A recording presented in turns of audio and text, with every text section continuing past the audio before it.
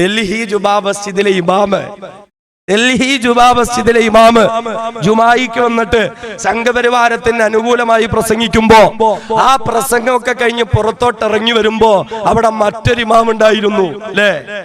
അംബേദ്കറുടെ ഫോട്ടോയും മാറോട് ചേർത്ത് പിടിച്ചിട്ട്, മുസ്ലിമുകളെ, നിങ്ങളുടെ ഇമാമിന് നിങ്ങൾക്ക് വേണ്ട എങ്കിൽ ഞാൻ നിങ്ങളോടൊപ്പം ഉണ്ടെന്ന് പറഞ്ഞ സംഘപരിവാരത്തിന്റെ പേര് സ്വപ്നമായ നട്ടലുള്ള ചങ്കുറപ്പുള്ള ആൺകുട്ടിയായ ദലിത് നേതാവായ രാവൺ ചന്ദ്രശേഖർ ആസാദിനെ ഞങ്ങൾ ഇമാമായി തെരഞ്ഞെടുത്തിരിക്കുന്നു എന്ന് പറഞ്ഞ മുസ്ലിമുകൾക്കിടയിൽ അബ്ദുള്ളക്കുട്ടി ഉയർത്തിയിട്ട് രാഷ്ട്രീയം കളിക്കാൻ സംഘപരിവാരം ശ്രമിക്കേണ്ടുന്നതില്ല. ഈ കളിയൊന്നും ഇവിടെ നടക്കാൻ പോകുന്നില്ല. ഓരോ RSSകാരനും ഇന്ത്യ രാജ്യത്തെ ജനങ്ങളുടെ വീട്ടിനുള്ളിലേക്ക് വരുമോ? നമ്മൾ ചിന്തിച്ചു നോക്കെ. ഒരു പക്ഷേ രാജ്യത്തിന്റെ ചരിത്രത്തില് ഇന്ത്യ രാജ്യത്തിനൊരു പൈതൃകമുണ്ട്, കേരളത്തിനൊരു പൈതൃകമുണ്ട്, മുസ്ലിമുകൾക്കും ഹൈന്ദവർക്കും ഒരു ബഹുമാനമുണ്ട്, ഒരു മര്യാദയുണ്ട്. വീട്ടിലേക്ക് ഒരാൾ കടന്നു വന്നാൽ ആതിഥ്യ മര്യാദ. പക്ഷെ എന്തായി? ഇപ്പൊ കേരളത്തിലെ ഭൂരിപക്ഷ വീടിന്റെ മുമ്പിലും പോസ്റ്റർ എഴുതി ഒട്ടിച്ചിരിക്കുന്നു, ഒറ്റ RSSകാരൻ വീട്ടിനുള്ളിലേക്ക് കയറാൻ പാടില്ല എന്ന്. ആ ഗതികേടിലേക്ക് എത്തിപ്പോയി. അമിത്ഷായും നരേന്ദ്രമോദിയും ഒക്കെ എല്ലായിടത്തും പോയിട്ട് ഇങ്ങനെ പറയാൻ വിധിക്കപ്പെട്ടിരിക്കുന്നു. പലയിടത്തും പോയിട്ട് ഇത് നിങ്ങൾക്ക് കുഴപ്പമില്ല എന്ന് പറഞ്ഞിട്ട് നമ്മൾ ചിന്തിക്കണേ, രാജ്യത്തിന്റെ പ്രധാനമന്ത്രിയും ആഭ്യന്തരമന്ത്രിയും നാട് നീളെ കറങ്ങി നടന്നിട്ട് പോലും ഈ പെരും നുണയന്മാരെ വിശ്വസിക്കാൻ രാജ്യത്തൊരു മനുഷ്യരുമില്ലെന്ന് പറഞ്ഞാൽ അത്രത്തോളം അതപ്പതിച്ചു പോയില്ലേ? അത്രത്തോളം ഗതികെട്ട് പോയില്ലേ? ഇവരിതല്ല, ഇതിലും വലിയ കളികൾ കളിക്കും. നമ്മൾ തിരിച്ചറിയണം. ഈ നിയമങ്ങളൊക്കെ ഒന്ന് പാസാക്കി എടുത്തിട്ട് ഇവർക്ക് ഇതിന്റെ പിന്നിൽ പല നിയമങ്ങളും കൊണ്ടുവന്നിട്ട് ഇവരുടെ ചില ഉദ്ദേശങ്ങൾ സാക്ഷാത്കരിക്കേണ്ടുന്നതുണ്ട്. അതുകൊണ്ട് ഇവരിതല്ല, ഇതിലും അപ്പുറം കളികൾ കളിക്കും. നാം തിരിച്ചറിയുക. കേരളത്തെ സംബന്ധിച്ചിടത്തോളം, ഇന്ത്യയെ സംബന്ധിച്ചിടത്തോളം കഴിഞ്ഞു കടന്നുപോയ നമ്മുടെ ഒരു തലമുറയുണ്ട്. ആ നേതാക്കന്മാർ നമുക്ക് പഠിപ്പിച്ചു തന്ന ഒരു സന്ദേശമുണ്ട്.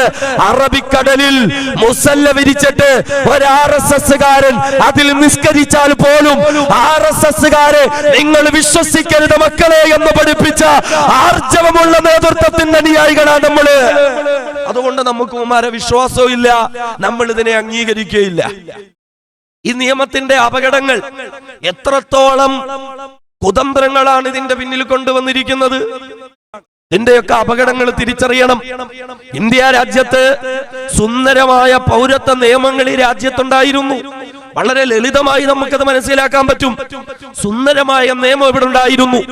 1950ന്റെയും 1987ന്റെയും ഇടയിൽ ഇന്ത്യ രാജ്യത്ത് ജനിച്ചവരൊക്കെയും ജനനം കൊണ്ട് ഇന്ത്യൻ പൗരന്മാരാകുന്ന സുന്ദരമായ ഒരു നിയമം ഈ രാജ്യത്തുണ്ടായിരുന്നു.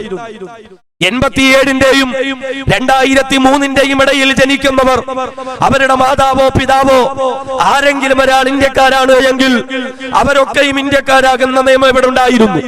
2003 ശേഷം ഈ രാജ്യത്ത് ജനിക്കുന്നവരുടെ മാതാപിതാക്കൾ രണ്ടുപേരും ഇന്ത്യക്കാരാണെങ്കിൽ ആ മക്കളും ഇന്ത്യക്കാരാകുന്ന നിയമം ഇവിടെ ഉണ്ടായിരുന്നു.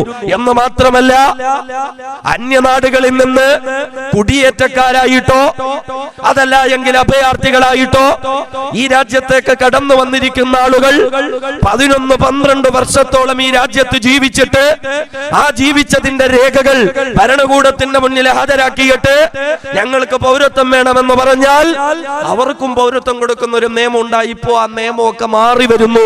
ഇനി 11-12 വർഷമൊന്നും വേണ്ട, 6 വർഷം ഇന്ത്യ രാജ്യത്ത് അന്യ രാജ്യങ്ങളിൽ നിന്ന് കടന്നു വന്ന ആളുകൾ ഇന്ത്യ രാജ്യത്ത് ജീവിച്ചതിന്റെ തെളിവുകൾ കൊടുത്താൽ അങ്ങനെ കടന്നു വന്ന ആളുകൾക്ക് പൗരത്വം കൊടുക്കാൻ നിയമം വന്നിരിക്കുന്നു. പക്ഷേ മുസ്ലിമീങ്ങൾക്ക്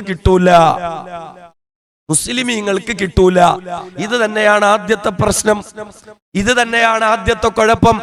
ഭരണഘടന കൃത്യമായി നമ്മളെ പഠിപ്പിക്കുന്ന ഇന്ത്യ രാജ്യത്തിന്റെ ഭരണഘടനയുടെ ആത്മാവ് എന്ന് പറയുന്നത് മതത്തിന്റെ പേരിൽ യാതൊരുവിധ വിവേചനവും ഇവിടെ നടത്താൻ പാടില്ല എന്നാണ്.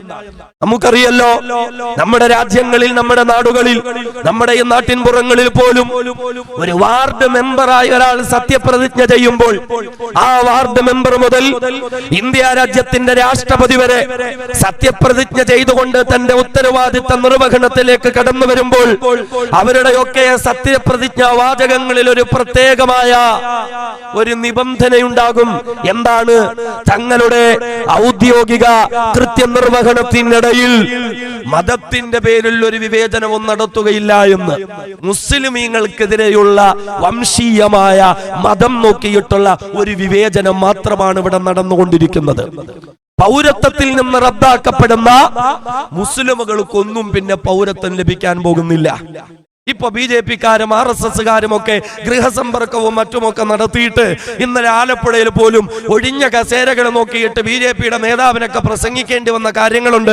പൗരത്വ ഭേദഗതി നിയമം ഇന്ത്യയിൽ ജീവിക്കുന്ന മുസ്ലിമുകളെ ബാധിക്കുന്നതല്ല. ആയിക്കോട്ടെ, പക്ഷേ അമിത്ഷായും BJP-യുടെ നേതാക്കന്മാരും ഉൾപ്പെടെ നേരത്തെ തന്നെ പ്രഖ്യാപിച്ച ഒരു കാര്യമുണ്ട്. ആസാമിലെ നടപ്പിലാക്കിയതുപോലെ ഇന്ത്യ മുഴുവനും ദേശീയ പൗരത്വ പട്ടിക നടപ്പിലാക്കും എന്ന് പറഞ്ഞാൽ ഓരോ സംസ്ഥാനങ്ങളിലും ജീവിക്കുന്ന ആളുകൾ ഞങ്ങളൊക്കെ പരമ്പരാഗത ഇന്ത്യൻ പൗരന്മാരാണ് എന്ന രേഖ ഹാജരാക്കണം. ആസാമില് നടപ്പിലാക്കിയതുപോലെ ഇന്ത്യ മുഴുവനും അത് നടപ്പിലാക്കുമെന്ന് പറയുമ്പോ ആസാമിൽ എങ്ങനെയാ നടപ്പിലാക്കിയത്? 1950-ൽ ഇവിടെ ഒരു കണക്കെടുപ്പ് നടന്നിരുന്നു. ആ കണക്കെടുപ്പ് തന്നെ അംഗീകരിക്കാൻ പറ്റുന്നതല്ല എന്ന് പല കോടതികളും ഇവിടെ പറഞ്ഞിട്ടുണ്ട്. എന്നിട്ടും ആ 950-ന് മുമ്പിലുള്ള കണക്കെടുപ്പിൽ നമ്മുടെയൊക്കെ മുതുമുത്തുച്ചന്മാര്, മുസ്ലിങ്ങൾ മാത്രമല്ല എല്ലാരും തെളിയിക്കണം, മുതുമുത്തുച്ചന്മാര്, നമ്മളെയൊക്കെ അപ്പാപ്പന്മാര്, നമ്മുടെയൊക്കെ ഉപ്പുപ്പമാര് അന്ന് ജീവിച്ചിരിക്കുമ്പോ അവരുടെയൊക്കെ പേരുകൾ ആ ലിസ്റ്റിൽ ഉണ്ടായിരുന്നു എങ്കിൽ നമ്മളത് കൊണ്ടുവരണം. അന്നത്തെയൊക്കെ ഉപ്പുപ്പാമാരുടെ പേരെങ്കിലും അറിയാമോ എന്നുള്ളത് മറ്റൊരു വിഷയമാണ്. എന്തായിരുന്നാലും ആ പേര് തപ്പിപ്പിടിച്ചിട്ട് അവരുടെ പേര് അതിലുണ്ട് എങ്കിൽ ആ അഡ്രസ് ക്ലിയർ ആയി കുത്തിപ്പൊക്കണം. കുത്തിപ്പൊക്കല് മാത്രമല്ല, അവരിൽ നിന്ന് നമ്മളിലേക്ക് എത്തുന്ന കൃത്യമായ ലിങ്ക് തെളിയിക്കണം. അതൊക്കെ നടക്കുവോ? ആ ലിങ്ക് നമ്മൾ തെളിയിക്കണം. നിസ്സാര കാര്യമൊന്നുമല്ല. ഇനി അതിനും പറ്റിയില്ല എങ്കിൽ ഇവിടെ ഇലക്ഷൻ ലിസ്റ്റ് വന്നിട്ടുണ്ടായിരുന്നു, അതിലെങ്കിൽ ഇവരുടെ പേരുണ്ടോ എങ്കിൽ അത് കുത്തിപ്പൊക്കിയിട്ട് അവരിൽ നിന്ന് നമ്മിലേക്കുള്ള ലിങ്ക് നമ്മൾ കൊണ്ടുവരണം. ഇതിങ്ങനെ സ്വസ്ഥമായിട്ട് അങ്ങോട്ട് പറയുമ്പോ ആസാമിൽ നടന്ന എന്താണെന്നറിയോ? ഓൾ ഇന്ത്യ ഇമാംസ് കൗൺസിൽ ആസാമിലെ ജനങ്ങളെ സഹായിക്കുന്നതിന് വേണ്ടി 10-ലധികം ഹെൽപ്പ് ഡെസ്കുകൾ അവിടെ സ്ഥാപിക്കുകയുണ്ടായിരുന്നു. അന്ന് ഈ പറയുന്ന 7-8 രേഖകൾ മാത്രമല്ല, വാർഡ് മെമ്പറിന്റെ, പഞ്ചായത്ത് പ്രസിഡന്റിന്റെ, കളക്ടറിന്റെ, മേയറിന്റെ, MP-യുടെ, MLA-യുടെ ഉൾപ്പെടെ സംഘപരിവാരത്തിന് വിടുപണി ചെയ്യുന്ന എല്ലാ ഉദ്യോഗസ്ഥന്മാരുടെയും സാക്ഷ്യപ്പെടുത്തിയ രേഖകൾ ഉൾപ്പെടെ വലിയ ഫയലുകളായിട്ടാണ് ഓരോ മനുഷ്യന് പോകേണ്ടി വരുന്നത്. അങ്ങനെ കൊണ്ടുപോകുമ്പോ നമ്മൾ തിരിച്ചറിയും, ഒരു ഫയലിന്റെ കീഴിൽ 50-100 ആളുകൾക്കാണ് അവരുടെ രേഖകളും പൗരത്വം തെളിയിക്കേണ്ടി വരുന്നത്. അങ്ങനെ കൊണ്ടുവരുമ്പോ സ്വാഭാവികമായും നമുക്കറിയാലോ, ഗവൺമെന്റ് നടപടികളല്ലേ, ഒരക്ഷരമൊക്കെ അങ്ങോട്ടും ഇങ്ങോട്ടൊക്കെ ഒന്ന് മാറും, ചിലപ്പോ ഇൻഷലൊക്കെ ഒന്ന് മാറും, വീട്ടുപേരോ അല്ലെങ്കിൽ വീടിന്റെ നമ്പരോ ഒക്കെ ജസ്റ്റ് ഒന്ന് മാറിപ്പോകും. അങ്ങനെ ഈ 100 പേർക്കിടയിൽ ഒരാളുടെയെങ്കിലും രേഖയിൽ ഒരു തെറ്റ് വന്നു പോയാൽ ആ 100 പേരുടെ അങ്ങോട്ട് തെളിക്കളയുക, എങ്ങനെയും പൗരത്വത്തിൽ നിന്ന് അങ്ങോട്ട് പുറത്താക്കുക. സാര വിഷയമല്ല ഇത്, സാര കാര്യമല്ല ഇത്. നമുക്കൊക്കെ തോന്നിപ്പോകും, എന്തായാലും ഇത്രയൊക്കെ ആയില്ലേ, നമുക്ക് ആ പൗരത്വം ഒന്ന് ഹാജരാക്കിയാൽ എന്താ? പഴയ ഉപ്പുപ്പാന്റെ പേര് കിട്ടുമെങ്കിൽ അതുമൊക്കെ തപ്പിപ്പിടിച്ചു കൊണ്ടുവന്ന് ഹാജരാക്കി കഴിഞ്ഞാൽ നമുക്ക് രക്ഷപ്പെടാൻ പറ്റുമല്ലോ. നമുക്കൊക്കെ തോന്നിപ്പോകും, ഈ രേഖകൾ അങ്ങനെ ഹാജരാക്കിയാ പോരെ. ഇതിന്റെ ഈ ഒരു വിഷയം വന്നപ്പോ തുടക്കത്ത് നമ്മൾ ശ്രദ്ധിച്ചിട്ടുണ്ടാവും, പല ഇസ്ലാമിക പ്രസ്ഥാനങ്ങൾ ഉൾപ്പെടെ പ്രഖ്യാപിച്ചു ഹെൽപ്പ് ഡെസ്കുകൾ തുറക്കും, എന്നിട്ട് രേഖകൾ നമുക്ക് ഹാജരാക്കാൻ സഹായിക്കും. കേരളത്തിലെ പേരുകേട്ട പല മഹല്ലുകളുടെ ഭാഗത്തു നിന്നും അറിയിപ്പ് വന്നിരുന്നു, രേഖകൾ ഹാജരാക്കാൻ മഹല്ല് അവിടെയുള്ള അംഗങ്ങളെ സഹായിക്കുമെന്ന്. നമുക്കൊക്കെ ഒരു നിലപാടുണ്ടാകാൻ, നമുക്കൊക്കെ ഒരൊറ്റ നിലപാടേ ഉണ്ടാകാൻ പാടുള്ളൂ. സംഘപരിവാരത്തിന്റെ മുമ്പിൽ പൗരത്വം തെളിയിക്കുന്നതിന് വേണ്ടി. കാരണം എന്താ? നമ്മൾ എന്ത് രേഖ ഹാജരാക്കിയിട്ടാ നമുക്ക് ഇവിടെ പൗരത്വം തരാൻ പോകുന്നത്? നമ്മളൊക്കെ കേട്ടിട്ടുണ്ടാവുമല്ലോ, ഇന്ത്യ രാജ്യത്തിന്റെ പ്രഥമ പൗരൻ എന്ന് പറയുന്നത് ഈ രാജ്യത്തിന്റെ പ്രസിഡന്റാണ്, ഒന്നാമത്തെ പൗരൻ. അങ്ങനെയെങ്കിൽ 2.5 വർഷക്കാലം ഈ രാജ്യത്തിന്റെ പ്രഥമ പൗരനായിരുന്ന മുസൽമാനായിരുന്നു ബഹുമാന്യനായ ഫഖ്റുദ്ദീൻ അലി അഹമ്മദ് സാഹിബ് രാജ്യത്തിന്റെ പ്രസിഡന്റ് ആയിരുന്നു 2.5 വർഷം. ഒന്നാമത്തെ പൗരൻ. വളരെ നല്ല മനുഷ്യനാണ്. ഒരുപാട് ഗുണഗണങ്ങൾ അദ്ദേഹത്തിനുണ്ട്. ജീവിതകാലത്ത് തന്നെ ഒരുപാട് പുരസ്കാരങ്ങളും അനുമോദനങ്ങളും നേടിയിട്ടുള്ള മനുഷ്യൻ. രാഷ്ട്രീയമായും ആത്മീയമായും അംഗീകരിക്കപ്പെടേണ്ടുന്ന വ്യക്തിത്വം. കാരണം ഇന്ത്യ രാജ്യത്തിന്റെ ചരിത്രത്തിൽ അധിക രാഷ്ട്രപതിമാർക്ക് ആർക്കും കിട്ടിയിട്ടില്ലാത്ത അപൂർവമായ ചില സംഭവങ്ങൾ ഫഖ്റുദ്ദീൻ അലി അഹമ്മദ് സാഹിബിന്റെ ജീവിതത്തിലുണ്ട്. അതിൽ ഒന്നാമത്തേത് രാഷ്ട്രീയമായി അംഗീകരിക്കപ്പെടേണ്ട ഒരു വ്യക്തിത്വം എന്നുള്ള നിലയിൽ തന്റെ ഔദ്യോഗിക കൃത്യം നിർവഹണത്തിനിടയിൽ രാഷ്ട്രപതിയായിരിക്കുന്നതിനിടയിലാണ് അദ്ദേഹത്തിന്റെ ഓഫീസിൽ വെച്ച് അദ്ദേഹം മരണപ്പെട്ടു പോകുന്നത്. ഇന്ത്യയിലെ 2 പ്രസിഡന്റുമാർ മാത്രമേ അങ്ങനെ പ്രസിഡന്റ് ആയിരിക്കുമ്പോൾ മരിച്ചിട്ടുള്ളൂ. രണ്ടാമത്തേത് നിസ്കാരത്തിന് സമയമായപ്പോൾ നിസ്കാരത്തിനു വേണ്ടി വുളൂ ചെയ്ത് തയ്യാറാകാൻ പോകുമ്പോഴാണ് അദ്ദേഹം ഹൃദയസ്തംഭനം വന്ന അല്ലാഹുവിലേക്ക് യാത്രയാത്. ഇങ്ങനെ രാഷ്ട്രീയമായും ആത്മീയമായും അംഗീകരിക്കപ്പെടേണ്ടുന്ന വ്യക്തിത്വമാണ് ഫഖ്റുദ്ദീൻ അലി അഹമ്മദ് സാഹിബ്.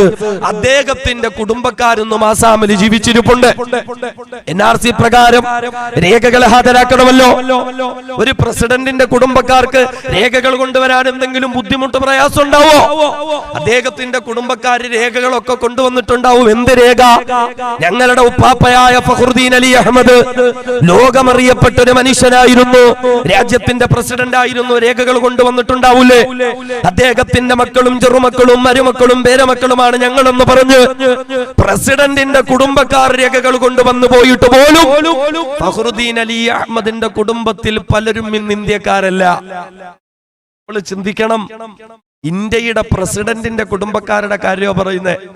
അതല്ലാതെ ശാസ്താംകോട്ടയിലോ ICSലോ കരുനാഗപ്പള്ളിയിലോ കൂലിപ്പണി എടുത്ത് ജീവിക്കുന്ന എന്നെയും നിങ്ങളെയും പോലുള്ളവരല്ല. ആരും അറിയാതെ പോയ കൃഷിക്കാരായ നമ്മുടെയൊക്കെ ഉപ്പുപ്പമാരുടെ കാര്യമല്ല ഈ പറയുന്നത്. ഇന്ത്യയുടെ പ്രസിഡന്റിന്റെ കുടുംബക്കാര് കൊണ്ടുവന്ന രേഖകൾ സ്വീകരിച്ച് അവർക്ക് പൗരത്വം കൊടുത്തില്ല. പിന്നെ നമുക്കൊക്കെ കിട്ടുമെന്ന് എന്തെങ്കിലും പ്രതീക്ഷയുണ്ടോ? പ്രതീക്ഷയുണ്ടോ? 30 വർഷത്തിലധികം ഇന്ത്യക്ക് വേണ്ടി പട്ടാള സേവനം നടത്തിയ ആളായിരുന്നു സനാഉല്ലാ ഖാൻ സാഹിബ്. വെറും പട്ടാള സേവനമല്ല, BJPക്കാര് വലിയ കാര്യത്തിൽ ഉയർത്തിപ്പിടിക്കുക എന്നുള്ള ഒരു വിഷയമാണല്ലോ കാർഗിൽ യുദ്ധം.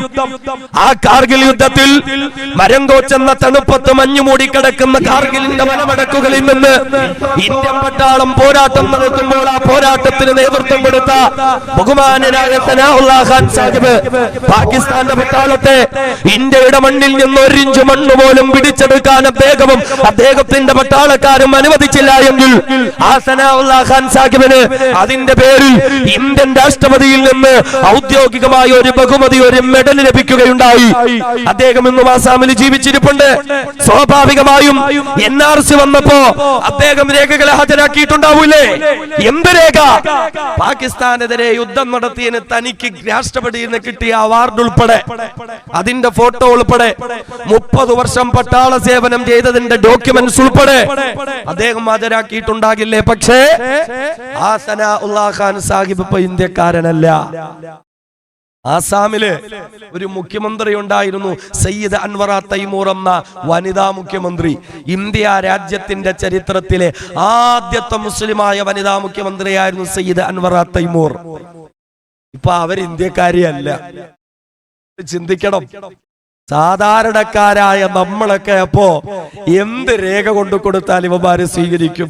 നമ്മളെ രേഖകളൊക്കെ നോക്കിയിട്ട് കക്ഷത്ത് വെച്ചിട്ട് പൗരത്വം തരാൻ വേണ്ടിയിട്ടാണ് അമിത്ഷായും നരേന്ദ്രമോദിയൊക്കെ കളിക്കുന്നെന്ന് വിചാരിച്ചോ? അങ്ങനെ രേഖകൾ ഹാജരാക്കി പൗരത്വത്തിൽ നിന്ന് പുറത്തുപോയാൽ അവിടെയാണ് CAA പ്രകാരം മുസ്ലിങ്ങളൊക്കെ പുറത്തോട്ട് തന്നെ, ബാക്കിയുള്ളവരൊക്കെ അകത്തോട്ട്. ഇന്ത്യയിലെ മുസ്ലിമുകൾ ആരുടെ മുമ്പിലാണോ പൗരത്വം കാണിക്കേണ്ടത്?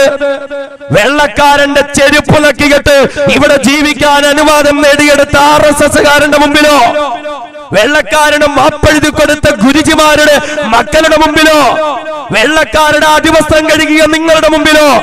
ഞങ്ങളുടെയൊക്കെ മുൻഗാമികൾ സ്വാതന്ത്ര്യ സമരത്തിന്റെ തീച്ചൂളയിൽ വെന്തുരുകുമ്പോൾ ബ്രിട്ടീഷ് രാജ്ഞിയുടെ അടിവസ്ത്രത്തിന് കീഴിൽ പാദസേവ ചെയ്തുകൊണ്ടിരുന്ന നിങ്ങളുടെ മുമ്പിൽ പൗരത്വം തെളിയിക്കാൻ ഞങ്ങൾക്ക് മനസ്സില്ലടോ? ഞങ്ങൾക്ക് മനസ്സില്ല. പൗരത്വം അറിയണോ നിനക്കൊക്കെ? സംഘപരിവാരകാരന് ഇന്ത്യയിലെ മുസ്ലിമിന്റെ പൗരത്വം അറിയണോ എങ്കിൽ ഞങ്ങൾ പറയുന്നു, ഞങ്ങൾക്ക് തെളിയിക്കാനുള്ളത് പൗരത്വമല്ല, ഞങ്ങൾ നിങ്ങളുടെ മുമ്പിൽ തെളിയിക്കാൻ പോകുന്നത് ഞങ്ങളുടെ പാരമ്പര്യമാണ്. പൗരത്വമല്ല, ഞങ്ങൾ തെളിയിക്കാൻ പോകുന്നത് പാരമ്പര്യമാണ്. നിനക്കൊക്കെ വേണമെങ്കിൽ വന്നുകൊള്ളുക, ഞങ്ങൾ ആരെന്നറിയണോ എങ്കിൽ കമൽ സി നജമൽ ഇപ്പോ താമസിക്കുന്നു എന്ന് പറയുന്ന മലപ്പുറത്തിന്റെ ജില്ലയിലേക്ക് നിങ്ങൾ പോവുക. അവിടെ മമ്പുറം സയ്യിദ് അലവി തങ്ങൾ സ്വാതന്ത്ര്യ സമര പോരാട്ടത്തിന് അദ്ദേഹം നിർദ്ദേശങ്ങൾ കൊടുത്ത മമ്പുറത്തെ പള്ളിയുടെ അകത്തളങ്ങളിലേക്ക് പോയാൽ ഇന്നും വെള്ളക്കാർക്കെതിരെ ബഹുമാനനായ മമ്പുറം തങ്ങൾ അതിശക്തമായി അദ്ദേഹം പുറപ്പെടുവിച്ച ഫത്വകൾ ഇന്നും ആ പള്ളിയുടെ അകത്തളങ്ങളിൽ അലയടിക്കുന്നുണ്ട്. സംഘപരിവാരൻ അവിടെ ചെന്നിട്ട് നോക്ക് മുസ്ലിമുകളുടെ പാരമ്പര്യം എന്താണ് എന്ന്. നിങ്ങളുടെ പാരമ്പര്യം എന്താണെന്നറിയണോ? വിനീതൻ ഖാസിമി ബിരുദമെടുത്ത ഏഷ്യ വൻകരയിലെ ഏറ്റവും വലിയ ഒരു സ്ഥാപനമുണ്ട്, ദാറുൽ ദൈവം എന്നൊരു സ്ഥാപനം. ആ സ്ഥാപനത്തിന്റെ തൊട്ടടുത്ത് ഖൂനി മസ്ജിദ് എന്ന പേരുള്ള ഒരു പള്ളിയുണ്ട്. നിങ്ങൾ ആ പള്ളിയിലേക്ക് പോകണം, RSSകാരോട് പറയുകയാ. എന്നിട്ട് ആ പള്ളിക്കുള്ളിലേക്ക് കയറി ആ പള്ളിയിൽ പൂശിയിരിക്കുന്നതായ വെള്ള കുമ്മായമുണ്ട്. ആ കുമ്മായം പതിയെ ഇങ്ങനെ ചുരണ്ടി ഇളക്കിയാൽ അല്പസമയം കഴിയുമ്പോ ആ വെള്ള മാറി മാറി മാറി വന്നിട്ടൊരു ചുമന്ന നിറത്തിലേക്ക് നിങ്ങൾ എത്തും. ആ ചുമന്ന നിറത്തിന് രക്തത്തിന്റെ ഗന്ധമുണ്ടാകും. ആരുടെ രക്തമാണെന്നറിയുമോ? സ്വാതന്ത്ര്യ സമരത്തിന്റെ മാർഗത്തിൽ പോരാട്ടം നടത്തിയതുകൊണ്ട് നിസ്കാരം നടന്നുകൊണ്ടിരിക്കുമ്പോ നിസ്കരിച്ചു കൊണ്ടിരിക്കുന്ന മുസ്ലിം പണ്ഡിതന്മാരുടെ പിന്നിൽ വെള്ളപ്പട്ടികൾ അണിനിരന്നിട്ട് അവർ സുജൂദിൽ കിടക്കുമ്പോ അവരുടെ നേരെ തുരുതുര വെടിയുതിർത്തിട്ട് ആ ധീര പോരാളികളായ പണ്ഡിതന്മാരുടെ ശരീരത്തിൽ രക്തവും മാംസവുമൊക്കെ പള്ളിയുടെ 4 ചുവരുകളിലേക്കും ചിഹ്നിച്ചതെറി ആ രക്തം ഇവിടെ കട്ടപിടിച്ചിരിപ്പുണ്ടോ എങ്കിൽ ഈ പാരമ്പര്യമാണോ നിങ്ങളുടെ മുമ്പിൽ ഞങ്ങൾക്ക് തെളിയിക്കാനുള്ളത്? അല്ലാഹുവിന്റെ ഭൂമിയിൽ വെള്ളപ്പട്ടികൾക്ക് കപ്പം കൊടുക്കാൻ എനിക്ക് പറ്റില്ല എന്ന് പറഞ്ഞ മഹാനായ വെളിയങ്കോട് ഉമർ ഖാലി ഖദ്ദസല്ലാഹു സുർറഹുൽ അസീസിന്റെ പാരമ്പര്യമാണ് ഇന്ത്യയൊക്കെ മുമ്പിൽ ഞങ്ങൾക്ക് ബോധിപ്പിക്കുവാനുള്ളത്. ഇന്ത്യ രാജ്യത്ത് സ്വാതന്ത്ര്യ സമരം നടത്തൽ ഓരോ മുസൽമാന്റെയും വ്യക്തിപരമായ നിർബന്ധ ബാധ്യത എന്ന ഫത്വ കൊടുത്ത ഷാ അബ്ദുൽ അസീസ് ഉദ്ദഗ്നവിയുടെയും ഷാ വലിയുല്ലാഹി തഹീനവിയുടെയും പാരമ്പര്യമാണ് ഞങ്ങൾക്ക് നിങ്ങളുടെ മുമ്പിൽ പറയാനുള്ളത്. വെള്ളക്കാരന്റെ തീതുപ്പുന്ന തൊക്കിൻ കൊടുകൾ മാറോട് ചേർത്ത് വെച്ചിട്ട് ധൈര്യമുണ്ടെങ്കിൽ വെക്കടാപടി എന്ന് പ്രഖ്യാപിച്ച മുഹമ്മദ് ഇസ്മായിൽ തഹീനവിയുടെ, റഷീദ് അഹമ്മദ് ഗംഗോഹിയുടെ, ഖാസിം നാനൂത്തവിയുടെ, അഷ്റഫ് അലി താനവിയുടെ അതുപോലെയുള്ള ആയിരക്കണക്കിന് തീര പണ്ഡിത വീര കേസരികളുടെ ദേശാഭിമാനികളുടെ പാരമ്പര്യമാ സംഘപരിവാരത്തിന്റെ മുമ്പിൽ ഞങ്ങൾക്ക് ബോധിപ്പിക്കാനുള്ളത്. അല്ലാതെ നിന്റെ ഒന്നും മുമ്പിൽ പൗരത്വം തെളിയിക്കാൻ ഞങ്ങൾക്ക് മനസ്സില്ല. പൗരത്വം തെളിയിക്കാൻ മനസ്സില്ല അല്ലേ? നമ്മൾ തിരിച്ചറിയണം സഹോദരങ്ങളെ, സഹോദരിമാരെ, ഇതെന്തിനാണ്? കുടിയേറ്റക്കാരെ കണ്ടെത്തി പുറത്താക്കാൻ വേണ്ടിയിട്ടാണോ? അല്ല. നമ്മൾ തിരിച്ചറിയണം സംഘപരിവാരത്തിന്റെ മുമ്പ് ഇവിടെ കമൽ സാഹിബ് സൂചിപ്പിച്ചതുപോലെ 925 ഔദ്യോഗികമായി പ്രഖ്യാപിച്ച ലോകത്തെ ഏറ്റവും നിന്ദ്യവും നികൃഷ്ടവുമായ ഭീകര ജന്തുക്കളുടെ സംഘടനയാണ് RSS. ആ RSSന് ചില പദ്ധതികളുണ്ട്. 100 കൊല്ലമാവുമ്പോ ഇന്ത്യയെ ഒരു ഹിന്ദു രാഷ്ട്രമാക്കണം. ഏത് ഹിന്ദു രാഷ്ട്രമാ? ഇവിടെയുള്ള ഹിന്ദു സഹോദരന്മാർക്കെല്ലാം കിട്ടുന്ന സ്വർഗരാജ്യമാണെന്ന് കരുതല്ലേ? വരേണ്യ ബ്രാഹ്മണ സവർണ ആധിപത്യമുള്ള ഒരു ഹിന്ദു രാഷ്ട്രം. ആ 100 കൊല്ലത്തിന് 100 കൊല്ലം തികഞ്ഞ 5 കൊല്ലവും കൂടെ ഉള്ളൂ. അതിന്റെ ഭാഗമായിട്ടാണ് മുസ്ലിമുകൾക്കെതിരെ പൗരത്വ നടപടിയായിട്ട് വന്നത്. ഇത് മുസ്ലിമീങ്ങളെ കൊണ്ട് തീരുവോ? ഇല്ല. സംഘപരിവാരം ഈ ഹിന്ദു രാഷ്ട്ര സങ്കല്പത്തിന്റെ ഭാഗമായി ഇവിടെ ചില ശത്രുക്കളെ പ്രഖ്യാപിച്ചിട്ടുണ്ട്. അതിൽ ഒന്നാമത്തെ ശത്രുക്കൾ മാത്രമാണ് ഇവിടുത്തെ മുസ്ലിമുകൾ. സംഘപരിവാരത്തിന്റെ ഒന്നാമത്തെ ശത്രുക്കളാണ് ഇവിടെ മുസ്ലിമുകൾ. നമ്മളൊന്ന് തിരിച്ചറിയണം. സംഘപരിവാരം ഇന്ത്യ രാജ്യത്തെ മുസ്ലിമുകളെ അവരുടെ ഒന്നാമത്തെ ശത്രുക്കളായി പ്രഖ്യാപിച്ചതിൽ മുസ്ലിമുകൾ എന്നുള്ള നമുക്ക് അഭിമാനം മാത്രമേ ഉള്ളൂ. കാരണം സംഘപരിവാരം എന്ന ലോകം കണ്ട ഏറ്റവും നിന്ദ്യമായ, ഏറ്റവും നികൃഷ്ടമായ, ഏറ്റവും വൃത്തികെട്ട ഒരാശയവും ആദർശവും വെച്ച് പുലർത്തുന്ന ഈ RSSകാരും സംഘപരിവാരവും ഇന്ത്യ രാജ്യത്തെ മുസ്ലിമുകളെ അംഗീകരിച്ചു കഴിഞ്ഞാൽ പിന്നെ നമുക്കെന്തെങ്കിലും നിലയുണ്ടോ? അപ്പൊ അതുകൊണ്ട് നമ്മളെ ഒന്നാമത്തെ ശത്രുക്കളായി പ്രഖ്യാപിച്ചതിൽ സന്തോഷമേ ഉള്ളൂ. അൽഹംദുലില്ലാഹ്. ആ ഒന്നാമത്തെ ശത്രുക്കളെ കൈകാര്യം ചെയ്ത് കഴിഞ്ഞാൽ പിന്നെ ബാക്കിയുള്ളവരെയൊക്കെ എളുപ്പമാ. രണ്ടാമത് സംഘപരിവാരം ശത്രുക്കളായി പ്രഖ്യാപിച്ചിരിക്കുന്നത് ഇവിടുത്തെ ക്രിസ്ത്യാനികളായ സഹോദരങ്ങളെയാ. ഇപ്പൊ പൗരത്വം കൊടുക്കാൻ കൂടെ നിർത്താന്നൊക്കെ പറയും. പക്ഷേ ഒന്നാമത്തെ ശത്രുക്കളെ കൈകാര്യം ചെയ്ത രണ്ടാമത്തെ ശത്രുക്കളുടെ നേരെ തിരിയും. പലപ്പോഴും തിരിഞ്ഞിട്ടില്ലേ? ഒറീസയിലും മറ്റു പല ഭാഗങ്ങളിലും ക്രൈസ്തവ മിഷനറി പ്രവർത്തകന്മാരെ സംഘപരിവാരം കൈകാര്യം ചെയ്തിട്ടില്ലേ? നമ്മുടെ ഈ കേരളത്തിൽ തന്നെ ലഘുലേഖകളുമായി ക്രൈസ്തവ മതത്തെ പരിചയപ്പെടുത്താൻ വേണ്ടി വന്ന ക്രൈസ്തവ സഹോദരങ്ങളെ പിടിച്ചു നിർത്തി കരണത്ത് മാറി മാറി അടിച്ചിട്ട് അവരെ കൊണ്ട് ആ ലഘുലേഖ വലിച്ചു കീറിയ സംഘപരിവാരത്തിന്റെ രംഗം നമ്മൾ കണ്ടിട്ടില്ലേ? ഒറീസയിലൊക്കെ എത്രയോ ക്രൈസ്തവ ചർച്ചകൾ തകർത്ത് തരിപ്പണമാക്കി തീ വെച്ച് നശിപ്പിച്ചിട്ടുണ്ട്. ഗ്രഹാം സ്റ്റെയിൻ എന്ന ആസ്ട്രേലിയക്കാരനായ മിഷനറി പ്രവർത്തകനെ നമ്മളിൽ പലരും മറന്നിട്ടുണ്ടാവില്ല. അദ്ദേഹവും അദ്ദേഹത്തിന്റെ 8-9 വയസ്സുള്ള മക്കളും ഒരു രാത്രിയുടെ നിശബ്ദതയിൽ റോഡിന്റെ സൈഡിൽ കാറ് പാർക്ക് ചെയ്തിട്ട് അതിൽ വിശ്രമിച്ചു കൊണ്ടിരിക്കുമ്പോ ആ ഉറങ്ങുന്ന കുഞ്ഞു മക്കളെ ഉൾപ്പെടെ കാറോടുകൂടി കത്തിച്ചരിച്ചു കളഞ്ഞ സംഘപരിവാരം. അവർക്ക് രണ്ടാമത് ശത്രുതയുള്ള ഇവിടുത്തെ ക്രൈസ്തവ സഹോദരങ്ങളോടാണ്. മൂന്നാമതായി സംഘപരിവാരം ശത്രുത പ്രഖ്യാപിച്ചിരിക്കുന്നത് ഇവിടുത്തെ കമ്മ്യൂണിസ്റ്റുകാരായ സഹോദരി സഹോദരന്മാരോടാണ്. എന്നിട്ട് ഈ ഒന്നാമത്തെയും രണ്ടാമത്തെയും മൂന്നാമത്തെയും ശത്രുവിനെ നിഷ്കാസനം ചെയ്തു കഴിഞ്ഞാൽ അവർക്കൊരു ഹിന്ദു രാഷ്ട്രം ഇവിടെ ഉണ്ടാക്കാം. ഏത് ഹിന്ദു രാഷ്ട്രം? മനുസ്മൃതിയുടെ നിയമം നടപ്പിലാക്കപ്പെടുന്ന, ചാതുർവർണ്ണം നടപ്പിലാക്കപ്പെടുന്ന ഒരു ഹിന്ദു രാഷ്ട്രം. ബ്രാഹ്മണരെന്ന പേരിൽ, ക്ഷത്രിയന്മാരെന്ന പേരിൽ, വൈശ്യന്മാരെന്ന പേരിൽ, ശൂദ്രന്മാരെന്ന നിലയിൽ ജനങ്ങളെ ജാതീയതയുടെ വേലിക്കെട്ടുകൾ സൃഷ്ടിച്ച പല തട്ടുകളിലാക്കി മാറ്റികെട്ട് വിദ്യാഭ്യാസം നേടാൻ അനുവാദമില്ലാതെ, അധ്വാനിക്കാൻ അനുവാദമില്ലാതെ, സ്വസ്ഥമായ ഒരു ജീവിതം നയിക്കാൻ അനുവാദമില്ലാതെ ഈ രാജ്യത്തെ കീഴാളന്മാര്, ഇവിടുത്തെ ദലിതന്മാര്, ഇവിടുത്തെ പറയന്മാര്, ഇവിടുത്തെ പുലയന്മാര്, ഇവിടുത്തെ സാധാരണക്കാരായ മനുഷ്യര്, ആദിവാസികളെ ഉൾപ്പെടെ അടിച്ചമർത്തുന്ന ഒരു ഹിന്ദു രാഷ്ട്ര സങ്കല്പത്തിലേക്കാണ് സംഘപരിവാരം പോയിക്കൊണ്ടിരിക്കുന്നത്. സവർണ ബ്രാഹ്മണ വരേണ്ണാധിപത്യത്തിനെതിരിൽ ഇസ്ലാം മുൻപന്തിയിൽ നിൽക്കുന്നു എന്നതുകൊണ്ട് മുസ്ലിമീങ്ങളെ ഇവിടെ നിന്ന് ഒഴിവാക്കണം. മുസ്ലിമീങ്ങളെ ഇവിടെ നിന്ന് ഒഴിവാക്കണം. എന്നിട്ട് സംഘപരിവാരത്തിന് ഇവിടെ ഒരു ബ്രാഹ്മണ രാഷ്ട്രം ഉയർത്തിക്കൊണ്ടുവരണം. ഒരു ബ്രാഹ്മണ രാജ്യം അവർക്ക് ഉയർത്തിക്കൊണ്ടുവരണം. നമുക്കറിയല്ലോ, ദലിതന്മാർ വിദ്യാഭ്യാസം നേടാൻ യോഗ്യതയില്ലാത്തവരാണ്, അധ്വാനിക്കാൻ യോഗ്യതയില്ലാത്തവരാണ്. അവരൊന്നും തമ്പ്രാക്കന്മാരുടെ കാൽക്കീഴിട്ട് ചവിട്ടി മതിക്കാൻ വിധിക്കപ്പെട്ടവരാണ്. ചെരുപ്പ് കുത്താനും മലം ചുമക്കാനും വിധിക്കപ്പെട്ടവരാണ്. അതുകൊണ്ട് ദലിതന്മാർ ഉയർന്നു വരാൻ പാടില്ല എന്ന മനുസ്മൃതിയുടെ നിയമത്തിന്റെ പേരിൽ രോഹിത് വമില എന്ന ഗവേഷണ വിദ്യാർത്ഥിയായ ചെറുപ്പക്കാരൻ പഠിച്ചൊരു ഗവേഷകനാകുമെന്ന് തിരിച്ചറിഞ്ഞപ്പോ സംഘപരിവാരത്തിന്റെ വർഗീയത തലയ്ക്ക് പിടിച്ച ഗുണ്ടകൾ ആ ചെറുപ്പക്കാരൻ താമസിച്ച കേന്ദ്രങ്ങളിലേക്ക് ചെന്നവനെ അടിച്ചു പുറത്തിറക്കി. അവൻ താമസിച്ച റൂമിലും ഹോസ്റ്റലിലും ഉൾപ്പെടെ ചാണകവെള്ളം തളിച്ചു ശുദ്ധികലശം നടത്തുമ്പോൾ എന്റെ ജനനമാണ്, എന്റെ ശാപമെന്ന് പറഞ്ഞുകൊണ്ട് ഒരു തുണ്ട് കയറിൽ ആ ചെറുപ്പക്കാരൻ ജീവനൊടുക്കി കളഞ്ഞു എങ്കിൽ ഈ സംഘപരിവാരത്തിന്റെ ഇന്ത്യയിൽ സാധാരണക്കാരായ ഹിന്ദു സഹോദരങ്ങൾ സ്വസ്ഥമായി ജീവിക്കാൻ പറ്റുമെന്ന് നമ്മൾ കരുതുന്നുണ്ടോ? ഗുജറാത്തിലും ഒറീസയിലും രാജസ്ഥാനിലും ഉത്തർപ്രദേശിലും ഒക്കെ ഇന്നെന്താണ് നടന്നുകൊണ്ടിരിക്കുന്നത്?